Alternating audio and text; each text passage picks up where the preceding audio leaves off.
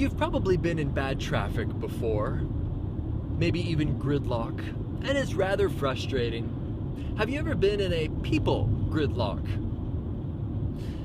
One day, Liz came back to the ship, the hospital ship where we were living on, and when we were doing mission work in Sierra Leone, and she said, "Hey, Beau, I got caught in a people gridlock." I said, "What do you mean? You mean you couldn't move?"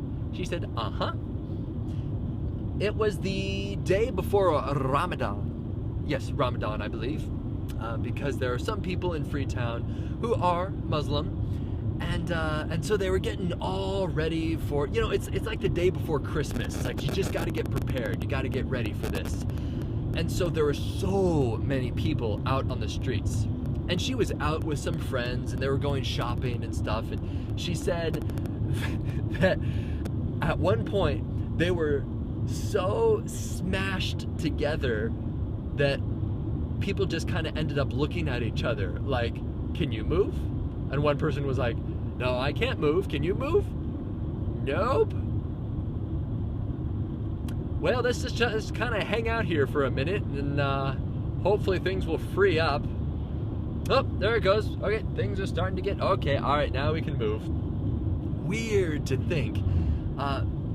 When you're at a concert and you're pushing forward, you can get stuck in a gridlock like that. But when you're on an open street where there's like roads going in and out of places, you'd think that if you were stuck, you would just kind of spill out into these side streets. Yeah, well, it took a little while for her to get home after this. The traffic in Sierra Leone is so bad. It is the worst I've ever seen in my life. And I got my driver's license. It was really, really cool going in, and I dressed up, and I wore these big, thick, comical glasses and had this loud suit. They didn't care. As long as they were getting paid, I could wear anything I'd like.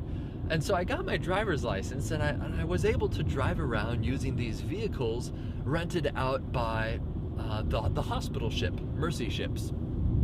Well, on one occasion, I was driving out with Bassie, and he was actually doing the driving because he was a local, and he was still a lot better at driving than I was in these kind of situations where people are just everywhere, all over your car, hanging on top of it, pounding on windows, shouting at you. And there are vehicles in Freetown that are specifically licensed to drive in Freetown. Well, Mercy ships had a big fleet of these Range Rovers that were didn't have all the stickers on them, but we did have a license to drive in Sierra Leone. It was a special grant from the city, and we had a letter there signed by the president that said, "Don't bother these people. They're doing good work for us. They're providing top of the line free health care, and we're not taxing them for it." Difference here, free health care. Okay, anyway, not meaning to get political. So we got stopped by a police officer, and and the police officer, you can tell that they just wanted money, but the guy stood in front of us, and he waved us down, and he stopped us, and he said, where's your sticker? And Bassie, my friend, he said, "Well, we don't have a sticker. Here is the letter that we have." And he kind of read the letter, and he said, "No, where's your license?" And how they deal with confrontation there is like by yelling. I don't really understand it, but they started to yell louder and louder and louder. And Bassie held up the license. He didn't give him the license. And later on, he said, "Never hand your driver's license to one of these cops, or else they'll take it and they'll just throw it away and say, 'I didn't see a license. I didn't see something,' and they'll demand that you bribe them." So he just held it up. Isn't this interesting? And they're yelling. It's like, "Oh, give me the letter again. Give me the letter." So he handed him the letter. We had copies of that, so he could hold that all day. And he was reading it, and the cop sort of walked away and was musing to himself, and I don't know if I'm gonna let these guys go. And, and Bassie, you know, he was just intense. He had fire in his eyes and he was screaming and yelling. And outside of this, he was a very nice, soft-spoken fellow. And right when the cop turned his back, Bassie sort of whispered to me with a smile, "Don't say anything.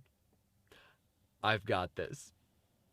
And then the cop turned back around and bam, just like a light switch, fire in his eyes. And he was just started yelling at him again. "What do you think you're doing? What do you think you're doing?" Wow. And so, you know, eventually the cop did let us go, which thank goodness, because there was a huge traffic jam behind us. Because there are really no shoulders in Freetown. The city was designed for horse and buggy like a few hundred years ago, and not designed for cars, and especially not designed to be stopped. But this cop was like, I'm not going to have any of this. They're going to stop right here in the middle of the road. And I don't care about causing this traffic jam. "What do you think you're doing? What do you think you're doing? Where's your license? Where's your..." "Don't say anything. I've got this."